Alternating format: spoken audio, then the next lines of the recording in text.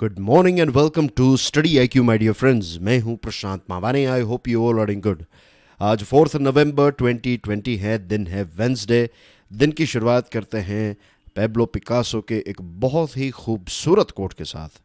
Youth has no age, being young is a state of mind. आप जब ऐसा सोचेंगे कि आप बूढ़े हो चुके हैं तो उस टाइम पर आप बूढ़े बन गए, भले ही आपकी एज 25 क्यों ना हो। अगर आप मेंटली वीक फील कर रहे हैं, मेंटली अगर आप अपने आप को बूढ़ा या फिर थका हुआ इंसान समझ रहे हैं, तो देन यू आर। और अगर आपकी एज 80-85 है और इफ़ यू फील के मैं स्टिल 85 ईयर ओल्ड नहीं, 85 ईयर यंग हूँ मैं, that's how your body, that's how your spirit will work.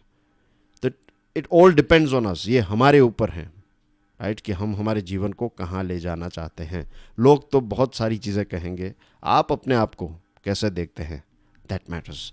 इसी के साथ dear friends, big Diwali sale is on.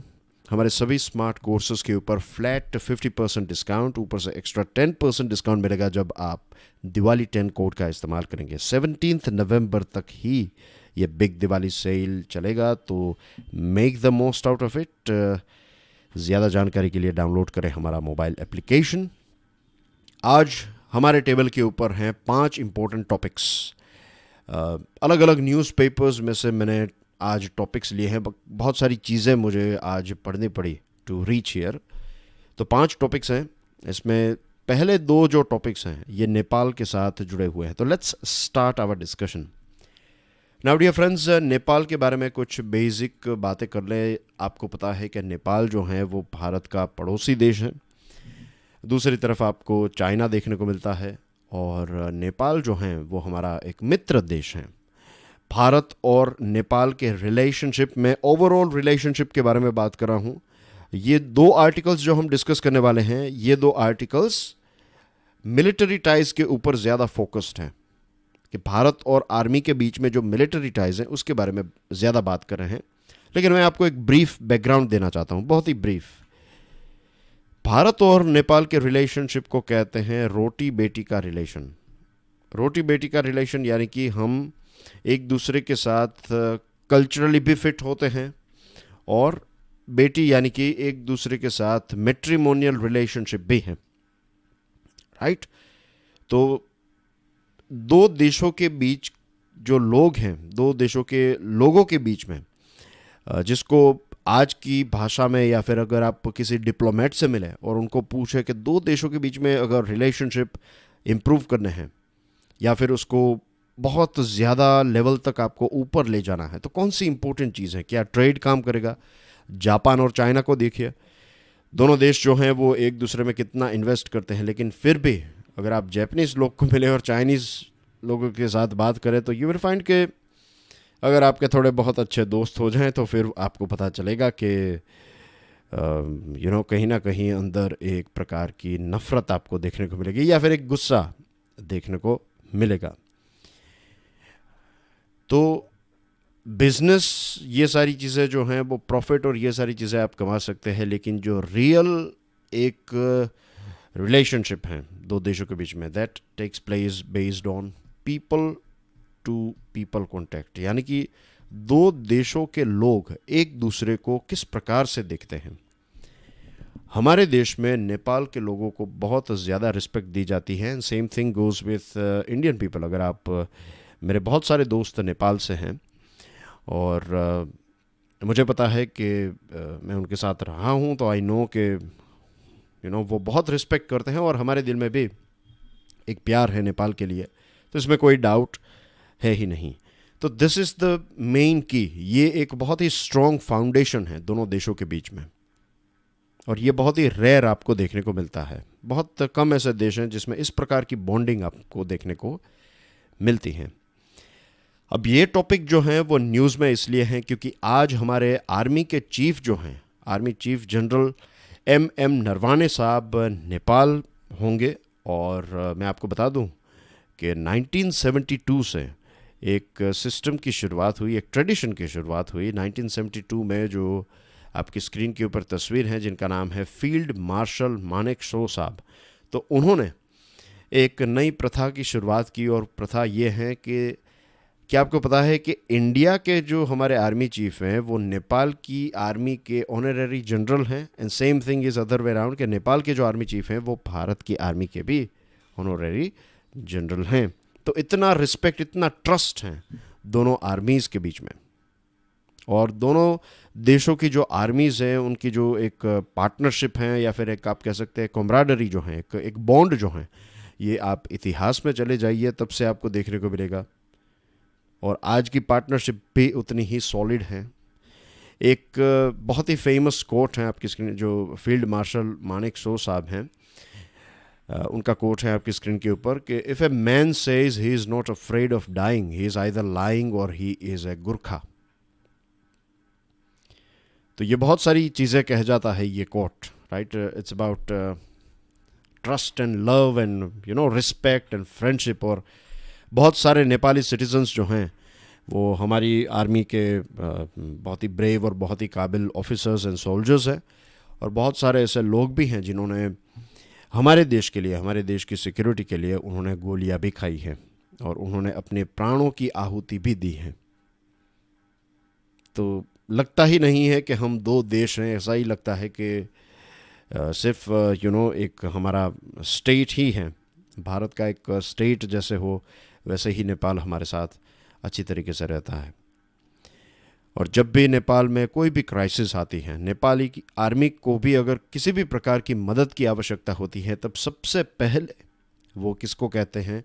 वो इंडियन आर्मी को कहते हैं। उसके पीछे रीज़न है because they love and they trust us. उनको पता है कि अगर भारत को कुछ कहा then India will do everything possible to help us. कई बार हमने श्याम सरन साहब के आर्टिकल्स को डिस्कस किया है, राइट। जियो पॉलिटिक्स और डिप्लोमेसी के ऊपर बहुत सारे आर्टिकल्स लिखते रहते हैं सर।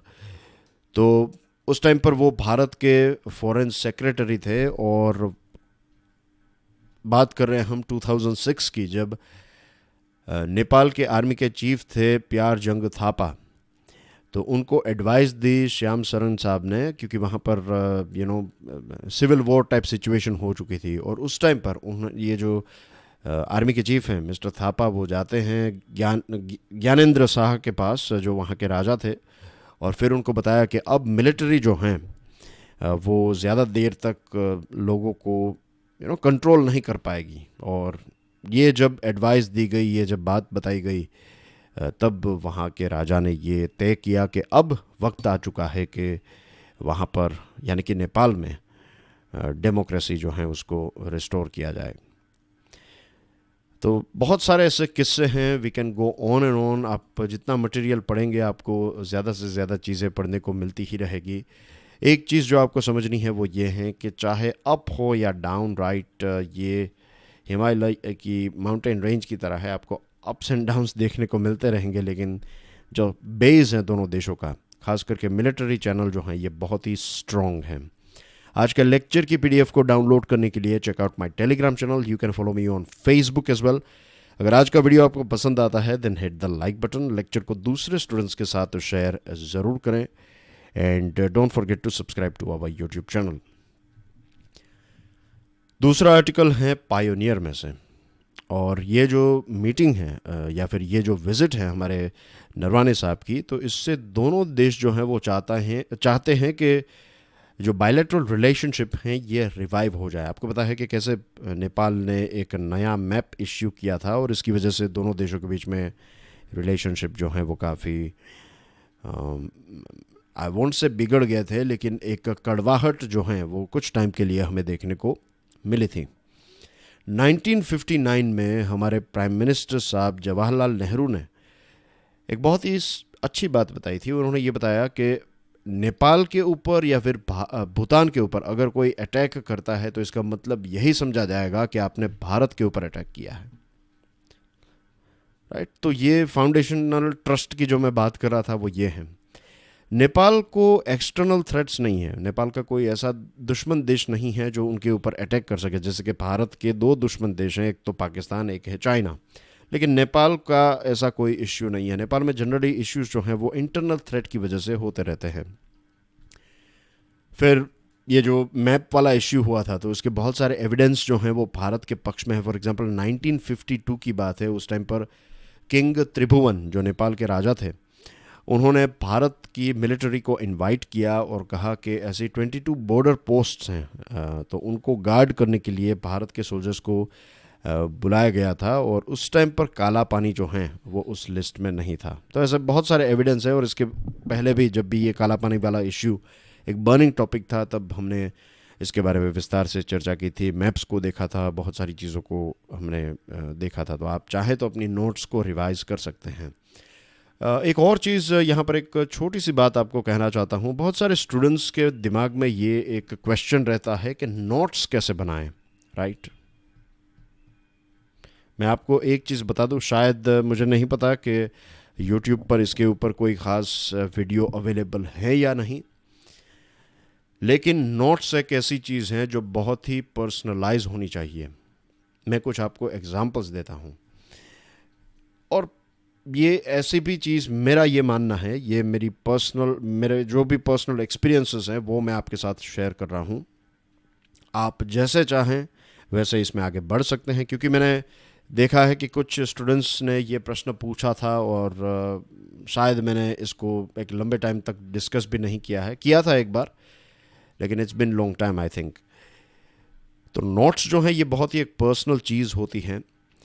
कई ऐसे टॉपिक्स होते हैं जिसमें आप सिर्फ 1 पॉइंट्स, एक लाइन आपने लिख दी, जैसे कि ये लाइन है फॉर एग्जांपल, तो आपने एक ऐसी लाइन लिख दी and that's it, it's done.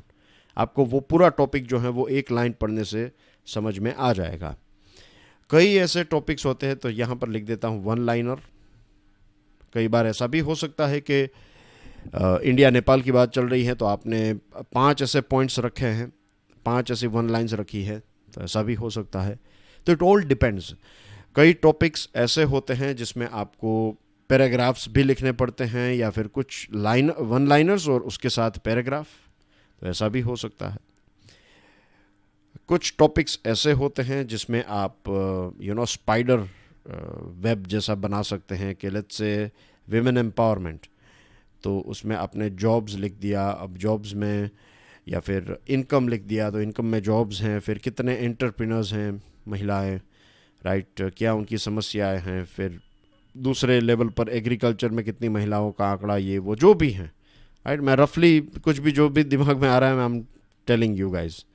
तो ऐसे आप एक ब्रांच जैसा बना सकते हैं। तो ऐसे कुछ प्रकार हैं नोट्स बनाने के।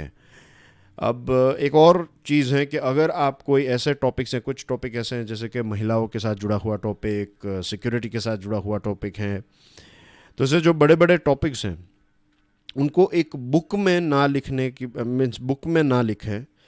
कोई आप एक फाइल ले और जो पेपर्स होते हैं, राइट, बाहर आपको पेपर मिल जाएंगे, तो आप पेपर ख़रीद सकते हैं और फिर उसमें जो पंच होल्स करके आपने, फॉर एग्जांपल आपने एक पेज जो है उसमें विमेन एम्पावरमेंट के बारे में कुछ लिखा है या फिर इंडिया नेपाल रिलेशनशिप के बारे में आपने कुछ नोट्स यहाँ पर तैयार की हैं।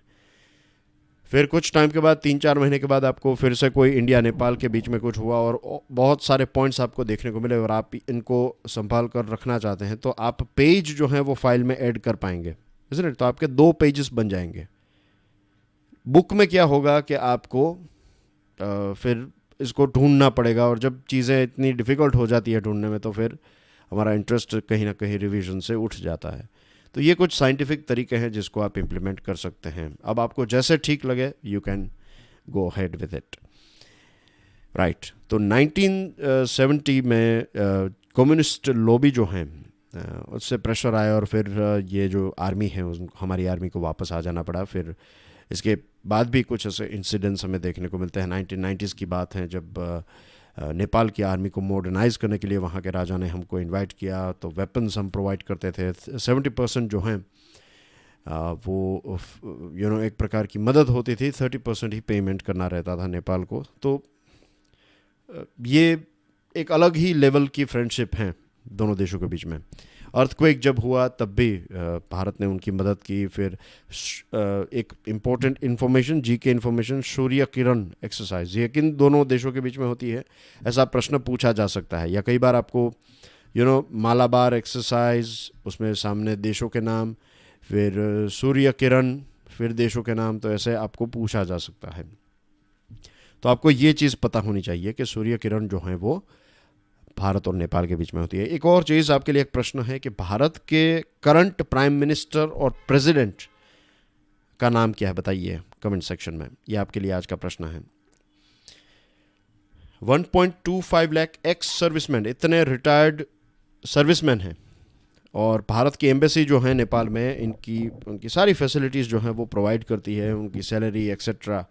और अगर आप उनके पूरे परिवार को ऐड कर दे तो 10 लाख जितने लोग की हम बात कर रहे हैं यहाँ पर। हर साल 1500 से 2000 जितने नेपाली गुरखास को भारत जो है वो रिक्रूट करता है। और अब वहाँ पर आ गई है कम्युनिस्ट सरकार, और कम्युनिस्ट सरकार आ गई है तो चाइना की जो कम्युनिस्ट पार्टी है या फिर चाइना का इन्फ्लुएंस जो है यहाँ पर बढ़ता जा रहा है, और इसकी वजह से कुछ हमें एक इश्यू देखने को मिला था। लेकिन एक चीज़ है कि भारत के लिए वहाँ पर एक प्रो इंडिया कॉन्स्टिट्यूएंसी है नेपाल में, और वो हैं गुरखाज और एक्स सर्विसमैन, राइट। जितना रिस्पेक्ट हम उनको करते हैं उतना ही प्यार और रिस्पेक्ट वो हमें करते हैं। तो ये एक ऐसा सॉलिड फाउंडेशन है जो अगर पॉलिटिकल लेवल पर कुछ भी हो जाए, लेकिन दोनों मिलिट्रीज के बीच में झगड़ा कभी नहीं होगा। ये and that's what we want, कि मिलिट्रीज जो हैं वो मिलजुल कर एक दूसरे से चीज़ें सीखती रहें। And same thing goes with politics, के हमें ध्यान रखना होगा, ख़ास करके नेपाल के पॉलिटिशियंस को, वहाँ के लोगों को भी, कि उनके द्वारा इलेक्ट किए गए लीडर्स जो हैं वो किसी और देश की कठपुतली की तरह काम कर रहे हैं, तो फिर भारत और नेपाल के रिलेशन के ऊपर इसकी इम्पैक्ट हमें देखने को मिल सकती है। फिर एक टॉपिक है लव जिहाद। उत्तर प्रदेश, हरियाणा और कर्नाटका सरकार जो हैं वो इसके लव जिहाद को रोकने के लिए एक प्रकार का कानून लेकर आने वाली हैं। अब फरवरी 2020 में यूनियन होम मिनिस्ट्री ने पार्लियामेंट में क्लियरली बता दिया था कि लव जिहाद जैसी कोई भी चीज़ जो है, इन द सेंस के लो ऐसा कोई कानून नहीं है, और कॉन्स्टिट्यूशन में भी कोई ऐसी बात तो लिखी नहीं है कि व्हाट इज़ लव जिहाद, के लव जिहाद क्या है। दूसरी जो चीज़ है वो ये है, यहाँ पर जब लव जिहाद की बात करूँगा मैं, तो ऑफ कोर्स हिंदू वर्सेस मुस्लिम ही सबसे ज़्यादा दिमाग में आएगा। तो एक और चीज़ बता दूँ, द थिंग इज से कि हमें क्या देखना है, कॉन्स्टिट्यूशन को, राइट। और सिर्फ ऐसा नहीं है कि आप प्रिपरेशन कर रहे हैं तब तक कॉन्स्टिट्यूशन को देखना है, उसके बाद फिर से जो भी आइडेंटिटीज़ हैं उनको अपना ले, नहीं। Every one of us, right. Constitution जो है ये एक ऐसी चीज़ है जो हम सब ने एग्री किया है। हम उस टाइम पर नहीं थे, लेकिन आज हम यहाँ पर रहते हैं, आज हम जिस सिस्टम को फॉलो करते हैं, आपने कॉन्स्टिट्यूशन पढ़ा है नहीं पढ़ा है, दैट्स अ डिफरेंट थिंग। लेकिन if you are living here in country, in India, that means कि आप हमारा देश का जो कॉन्स्टिट्यूशन है उसको मानते हैं, राइट। अब भारत का कॉन्स्टिट्यूशन जो है, यानी कि भारत की सरकार या फिर स्टेट गवर्नमेंट के लिए हर एक व्यक्ति जो है वो एक नागरिक है। वो फिर मुसलमान हो, हिंदू हो, गोरा हो, काला हो, इट डजेंट मैटर, राइट। पैसे वाला हो, गरीब हो, हर एक व्यक्ति सिटीज़न है। अब कॉन्स्टिट्यूशन में ऐसी कोई भी बात नहीं लिखी है कि आप हिंदू हैं तो मुस्लिम लड़की या फिर लड़के से शादी नहीं कर सकते। सेम थिंग गोज़ कि अगर आप मुस्लिम लड़के हैं या फिर लड़की हैं तो आप हिंदू या फिर क्रिश्चियन, जिस व्यक्ति के साथ आप शादी करना चाहें आप शादी कर सकते हैं। ऐसा हमारे देश का संविधान कहता है, राइट। और मैरिजेस के लिए ऐसे जो दो अलग अलग रिलीजन के लोग जब मैरिज करते हैं तो उनके लिए एक अलग से हमारे देश में स्पेशल मैरिज एक्ट भी है, राइट। हिंदू मैरिज एक्ट हैं, फिर मुस्लिम के क्रिश्चियन मैरिज एक्ट, तो इस प्रकार के एक्ट्स है। तो स्पेशल मैरिज एक्ट भी हैं। अब मेरी एक्सपर्टीज़ नहीं है स्पेशल मैरिज एक्ट में, लेकिन मुझे पता है इतना कि जब दो लोग, राइट, एक हिंदू मुस्लिम, हिंदू क्रिश्चियन, जो भी कॉम्बिनेशन है, तो वो जब मैरिज करते हैं तो स्पेशल मैरिज एक्ट के तहत वो उसको रजिस्टर कर सकते हैं।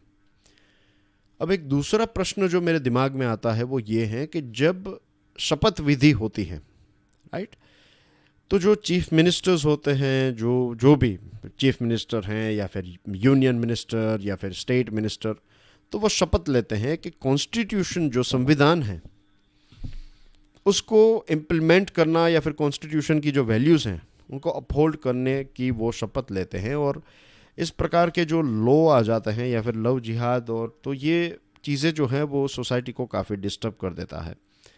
दूसरी चीज़, जब मैं ये आर्टिकल पढ़ रहा था तो मेरे दिमाग में एक एग्ज़ाम्पल आया। मेरे दिमाग में एग्ज़ाम्पल आया यूएई का, यूनाइटेड अरब एमिरेट्स। एक ऐसा देश, एक राजाशाही जहाँ पर हैं, और वहाँ पर इस्लामिक देश हैं, राइट, स्ट्रिक्टली इस्लामिक देश हैं यूएई। लेकिन वहाँ पर भी उनके जो राजा हैं उन्होंने देखा कि ये जो रिजिडिटी है, जो पुरानी परंपराओं के साथ वो जो जुड़े हुए थे, तो उससे देश का कोई फ़ायदा नहीं हो रहा था। तो यूएई ने, आप देखिए कितना मॉडर्न बन गया यूएई, और जैसे जैसे वो रिफॉर्म होता गया वैसे वैसे बाहर का इन्वेस्टमेंट, बाहर के लोग जो हैं वो वहाँ पर जाने लगे, और आज ये सारी चीज़ों की वजह से दुनिया की सबसे बड़ी इमारत भी वहाँ पर हैं, दुनिया का सबसे लेटेस्ट ग्रीन सिटी भी यूएई में बन रहा है। हमारा देश जो है वो बहुत ही एडवांस्ड था, राइट। अगर आप हिस्ट्री में चले जाएं भारत देश की, तो बहुत ही एडवांस था, वैचारिक लेवल पर मैं कह रहा हूँ। टेक्नोलॉजी में भी था, लेकिन विचारों के कंटेक्स्ट में अगर देखें तो बहुत ही एडवांस्ड सोसाइटी थी। आप हमारे कुछ ऐसे टेम्पल्स देखिए, कुछ ऐसी जगहें देखिए, आपको बहुत मीन्स ऐसा लगेगा कि यहाँ के लोगों ने सारी चीज़ों को क्रैक कर लिया है, वो समझ गए हैं कि at the end of the day everyone is one. लेकिन अब ऐसा लग रहा है कि चीज़ें तो मॉडर्न होती जा रही हैं, लेकिन विचारों के लेवल पर कहीं ना कहीं हमारे विचार जो हैं वो करप्ट होते जा रहे हैं। ऐसा हर एक की बात नहीं है, लेकिन कुछ जगहों पर ऐसा हमें देखने को मिलता है। लेकिन आज भी मेरा मानना ये है, ओवरऑल हमारा देश जो है वो बहुत ही खूबसूरत है। इन टर्म्स ऑफ विचार के लेवल की बात करें तो लोग जो हैं वो प्यार मोहब्बत से एक दूसरे के साथ रहते हैं, और यूथ एक ऐसी चीज़ है जो अगर किसी को किसी के साथ प्यार हो गया, तो अगर उनको शादी करनी है, तो अगर दोनों एडल्ट हैं, दोनों सेंसिबल हैं, राइट, मैरिज के लिए कास्ट ये वो तो मुझे नहीं पता कि कितना इम्पोर्टेंट है, but I think most important thing is sensibility. अगर दो इंसान सेंसिबल हैं तो फिर उनके बीच में शादी हो सकती है और सक्सेस भी हो सकती है, ऐसा मेरा मानना है। Hitting fossil fuel companies where it hurts. ना वी नो के पेरिस एग्रीमेंट के टारगेट्स को हमें अचीव करना है, तो कौन सा ऐसा एक रास्ता है जिससे हम इसको अचीव कर सकें। एक बहुत ही खूबसूरत आर्टिकल है, बहुत ही creative, out of the box Sujata madam ने ये लिखा है, और मैं तो उनका फ़ैन हूँ। उनके जितने भी आर्टिकल्स हैं मुझे बहुत ही पसंद आता है, क्योंकि ऑल द टाइम मैं देखता हूँ कि कुछ नई चीज़ होती है उनके पास, और प्रैक्टिकल भी होती है। तो साउथ अफ्रीका में जो एपर्थाइड सिस्टम थी कि गोरों के लिए कुछ अलग फैसिलिटीज़, जो कलर्ड हैं, जो ब्राउन हैं, जो ब्लैक हैं, उनके लिए अलग फैसिलिटीज़, तो पता है कि वो बंद कैसे हुआ? डाइवेस्टमेंट से। डाइवेस्टमेंट यानी कि दुनिया के देशों ने, बहुत सारे ऐसे लोगों ने वहाँ पर उस देश में पैसे इन्वेस्ट करने ही बंद कर दिए। सरकार जो है वो धीरे धीरे ठन हो गई, और फिर ये सिस्टम निकल गई। तो हर एक लेवल पर, of course Nelson Mandela political level पर भी काम हुआ, लेकिन इकोनॉमिकल प्रेशर भी उतना ही ज़्यादा हुआ। Same thing can be applied on fossil fuel industry. जो बड़ी बड़ी फ्यूल प्रोड्यूसिंग इंडस्ट्रीज़ हैं या फिर कंपनीज़ हैं, उनको अगर आपको रोकना है तो उनके फाइनेंसेस को हम टारगेट कर सकते हैं। डाइवेस्टमेंट का मतलब ये होता है कि आप कंपनीज़ के बॉन्ड्स नहीं खरीदेंगे, उनके शेयर्स नहीं खरीदेंगे, अगर आपने पैसे इन्वेस्ट किए हैं तो आप वापस ले लेंगे। तो ऐसी चीज़ जब होने लगेगी, एक प्रॉफिट बनाने वाली कंपनी जो है वो all of the sudden disturbance या फिर टर्बुलेंस के फेज़ में से गुजरने लगेगी। रिन्यूएबल एनर्जी की कॉस्ट जो है वो भी धीरे धीरे कम होती जा रही है। तो लोग जो हैं वो यहाँ से पैसे उठाकर, बहुत सारे ऐसे एक्टिविस्ट हैं, बहुत सारी ऐसी ऑर्गेनाइजेशंस हैं, आपकी स्क्रीन के ऊपर इनके नाम हैं। तो ये बहुत सारी ऑर्गेनाइजेशंस ने अपने पैसे जो हैं मीन्स यहाँ इन सारे ऐसे इंडस्ट्री या फिर ऐसी कंपनीज़ में पैसे देने उन्होंने बंद कर दिए हैं, और अब ये बैंक्स को भी टारगेट कर रहे हैं कि उन बैंक्स में अकाउंट ही ना रखें, जो बैंक्स इस प्रकार के बिजनेसेस को सपोर्ट करती हैं, JP Morgan chase, Wells Fargo, city bank हैं, फिर royal bank of Canada, Barclays, bank of China, फिर जापान की बात करें तो MUFG। तो ऐसी कुछ बैंक्स हैं जो फॉसिल फ्यूल इंडस्ट्री को सपोर्ट करती हैं, उनको पैसे देती हैं, ताकि लोन्स देती हैं बेसिकली। और गोल्डमैन सैक जो हैं उन्होंने कहा है कि वो आर्टिक नेशनल वाइल्ड रेफ्यूज में जो फॉसिल फ्यूल के साथ जुड़ी हुई रिसर्च और ड्रिलिंग होने वाली है, oil drilling, not research, oil drilling, तो उनको सपोर्ट नहीं करेंगे। यूनिवर्सिटी ऑफ कैलिफोर्निया ने माना है कि ऐसे कंपनीज में इन्वेस्ट नहीं करेंगे, फॉसिल फ्यूल कंपनीज में, क्योंकि एथिकली नहीं, लेकिन ये कंपनीज रिस्की है। तो कैन यू इमेजिन कि अब इन सारी कंपनीज के ऊपर कितना प्रेशर बढ़ता जा रहा है, और हम राइट डायरेक्शन में जा रहे हैं। एक डिस्ट्रप्शन की आवश्यकता है, तब जाकर ही ये बदलाव हमें देखने को मिलेगा, और तभी हम हमारी पृथ्वी को बचा पाएंगे। Academia and the free will, national education policy जो है, इसमें ये बात बताई गई है कि भारत को हमें एक ग्लोबल नॉलेज सुपर पावर बनाना है, और इसके साथ साथ हमें सस्टेनेबल डेवलपमेंट गोल SDG जो 2030 तक अचीव करना है, इसका जो गोल नंबर 4 है उसको अचीव करना है।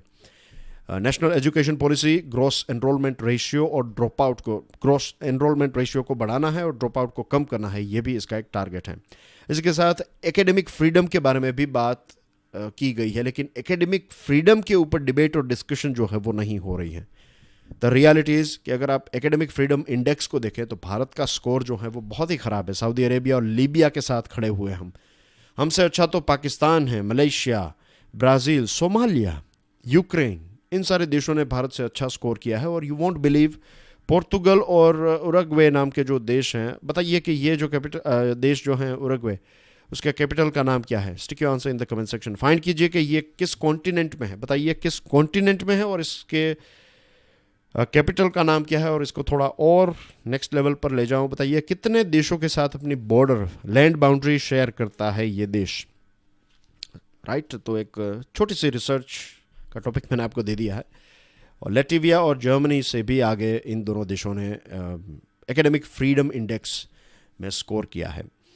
एकेडमिक फ्रीडम इंडेक्स के लिए 8 चीज़ों को देखा जाता है: freedom to research and teach, freedom of academic exchange and dissemination, institutional autonomy, campus integrity, freedom of academic and cultural expression, constitutional protection of academic freedom, international legal commitment to academic freedom under the International Covenant of Economic, Social and Cultural Rights and existence of universities।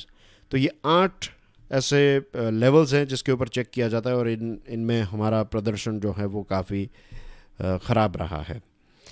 NEP 2020 का claim यह है कि creative thinking और critical thinking को support करेगा ये नया bill, या फिर ये जो एजुकेशन पॉलिसी है, ये क्रिटिकल और क्रिएटिव थिंकिंग को सपोर्ट करेगी, और फ्रीडम फ्रॉम पॉलिटिकल और एक्सटर्नल इंटरफेरेंस, जो पॉलिटिक्स हैं, ख़ास करके हम बात करें कैंपस पॉलिटिक्स एंड थिंग्स, तो ये सारी चीज़ों से इन सारी चीज़ों को रोकेगा ये NEP 2020। यहाँ पर टीचर्स और फैकल्टी को ये भी छूट दी गई है कि आप जैसे चाहें, जो भी करिकुलम सेट करना चाहें, राइट, जो भी टेक्स्ट बुक और रेफरेंस बुक आप यूज़ करना चाहें, ये सारी छूट दी गई है। लेकिन क्वेश्चन ये है कि क्या इसका थरो और प्रॉपर इम्प्लीमेंटेशन होगा। ये तब तक मुझे लगता है सक्सेस नहीं होगा जब तक टॉप रैंकिंग पोस्ट जो हैं, vice chancellor, pro vice chancellors व रजिस्ट्रार, ये सारी पोस्ट जो हैं यूनिवर्सिटीज़ में, कॉलेजेस में, ये पॉलिटिकल सपोर्ट से मिलती हैं, राइट। पॉलिटिकल बैकअप होता है, रूलिंग पार्टी का सपोर्ट होता है, तब जाकर आप VC बन पाते हैं। ज़्यादातर गवर्नमेंट यूनिवर्सिटीज़ में यही है, और जब तक ये हैं तब तक पॉलिटिक्स जो हैं उसको आप एजुकेशन से दूर नहीं रख पाएंगे। और फिर होता भी ये है कि जो आप एक कॉलेज खोलना चाहते हैं तो आपको यूनिवर्सिटी से परमिशन लेनी है, फॉर एग्जांपल, तो आपकी पार्टी के हैं तो पैसे वैसे दीजिए कुछ और आपको परमिशन मिल जाएगी। तो इससे रेंट सीकिंग कल्चर से पूरी एजुकेशन सिस्टम जो है वो तबाह हो जाती है, और कहीं ना कहीं हुई भी है। तो पॉलिटिक्स जब तक ख़त्म नहीं होगा तब तक आई डोंट थिंक सो कि ये जो क्रिएटिविटी और क्रिटिकल थिंकिंग की बात है वो हम अचीव कर पाएंगे। And that's everything from my side today ये हैं कुछ news items. Again make the most out of this Diwali sale. Thank you very much. जय हिंद.